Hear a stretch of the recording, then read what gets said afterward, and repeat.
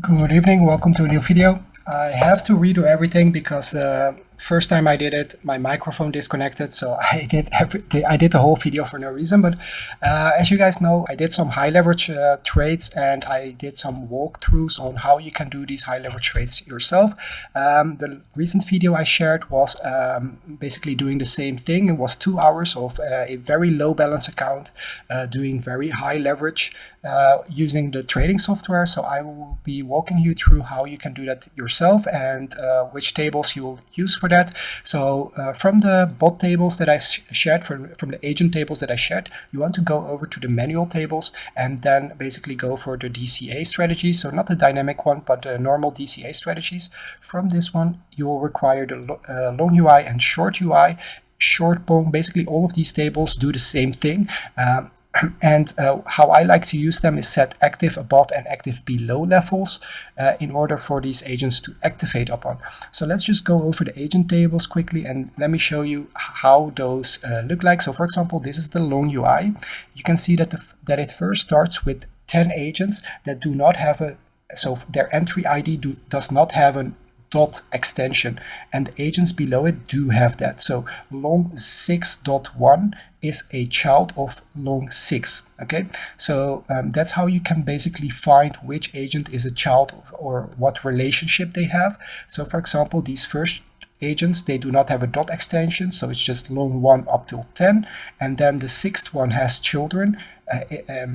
10 to be precise, so long 6 has the children 6.1 up to 6.10, and then you can see that long 6.9, which is a child of long 6, has 6 grandchildren, so 6 children of its own, which is 6.9.1 up to 6.9.6.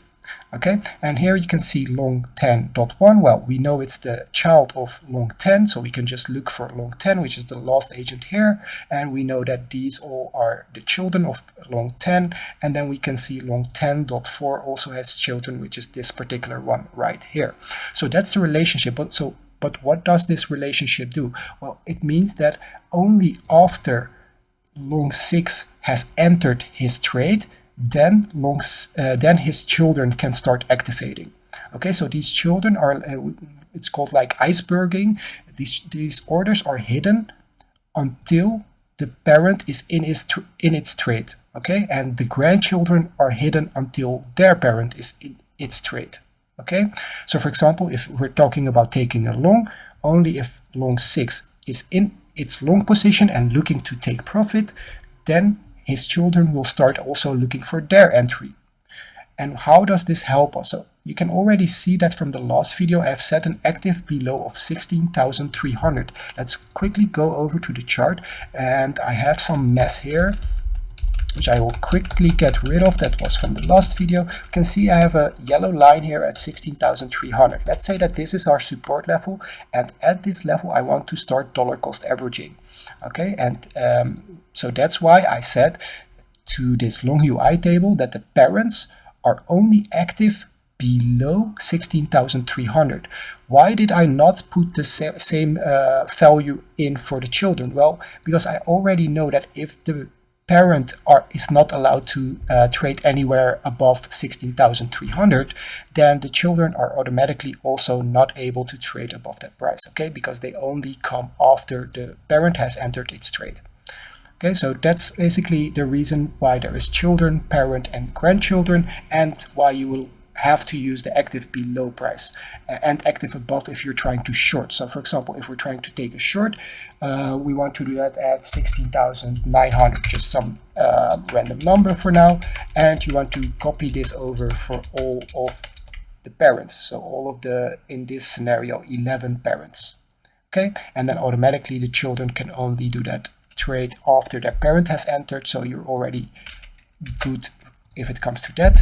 And now you can see mine is already running a long ad strategy, and I also have the leverage manager, which I never really explained to you guys. So let's just get into that. The leverage manager is basically a function that will manage your exposure. So for example, I have my bot set to cross leverage 100x. So it's basically able to use all of the funds that I have in this account with 100x leverage. If I hover my mouse over this, it will show me that currently I'm using 0.39x leverage from whatever I have on this account. Okay, so the leverage manager is set to a maximum leverage of 76, which means that if this 0.39 goes above a value of 76, then this leverage manager will kick in because it's set to true, and it will start targeting a 60x leverage, which means that as soon as this leverage manager kicks in, it will run the aggressive short or aggressive long to decrease my exposure back to 60x leverage, and then it will continue as normal. Okay, so this leverage manager is just to manage your exposure in case it becomes too big.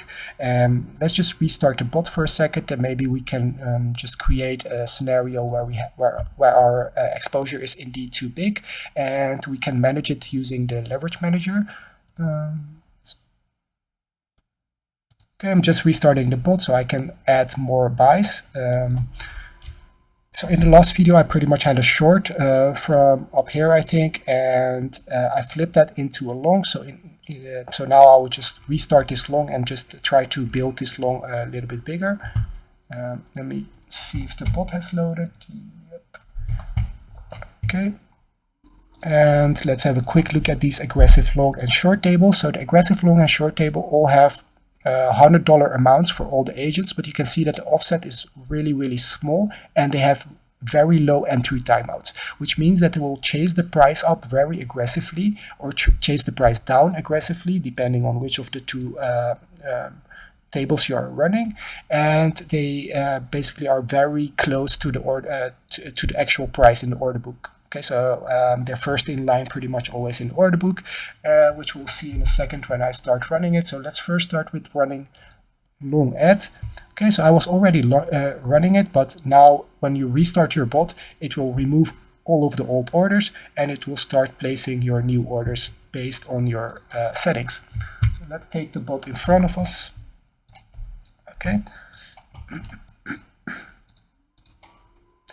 Okay, so it's placing all of the orders, and let's see. So we can measure it out from our current point. It's about 1% down, okay? And that's because we have, of course, long at. Okay, so the first offset goes down to here, but these are hidden orders, these two, because they have a trailing entry. So it's only this one, $164 offset, which is placed. So that's fine. It's all looking good. The amounts can be a little bit different from what you see because I changed them around. But anyway, these are the first 10 parents that are being placed up. Okay, 11 actually. So 11 parents are dollar cost averaging, and their children are not placed yet. So they're all hidden orders. If the sixth parent is hit, then we will see some children. And you can see we're first in line, second in line, third in line, and fifth in line, etc. Okay, so we're aggressively trying to buy here. Let's just give this some time and see if some orders hit. And then I can show you guys how you can, for example, decrease your exposure, etc.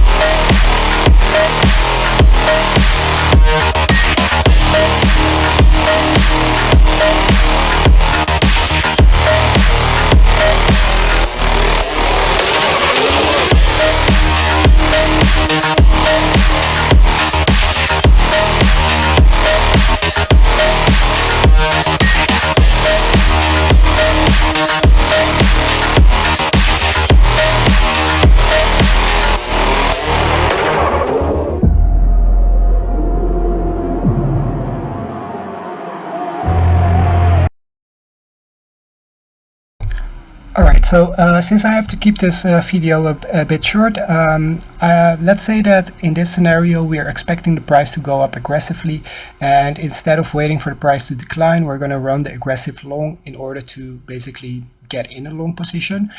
So we can quickly basically stop the long ad. Okay, refresh data, and when you stop a table, just make sure that it's actually being stopped. So right here it's actually being stopped, so that's good. And then we can run the aggressive long. Okay, and now we should see the aggressive long agents with the very short entry timeouts. Basically, they're going to chase the price up. You can see it started right here, and now the agents pop in, and there we go. So we have the 3 exits from the initial entry, or it's actually 400 contracts that we initially bought. Those exits are still valid. So because we just paused the table, so we just paused it, those agents are still trying to take their exit. And now we have new longs popping in, trying to aggressively chase this price up. You can see we're here in the order book, basically first in line or fourth in line.